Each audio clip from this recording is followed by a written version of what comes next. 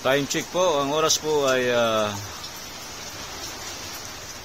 alas 7:13 na po ng gabi. Nag-uumpisa na po si Yuan, bumabayo na po dito sa Cavite area.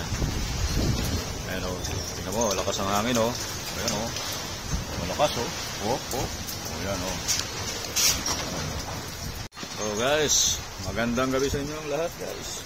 Update lang tayo sa bagyong Yuan. Dito po yan sa Gentry City, Cavite. Ayan guys, tingnan nyo oh. Ang hangin ay lumalakas. At ang ulan, tuloy pa rin ang ulan pa konti-konti. Pero yung hangin, tuloy-tuloy pa rin. Dito po yan sa Gentry City, Cavite.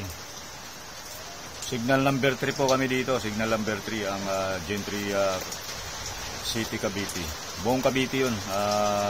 Signal number 3. Tingnan nyo guys, oh. Ang hangin, yung bayabas. Oh.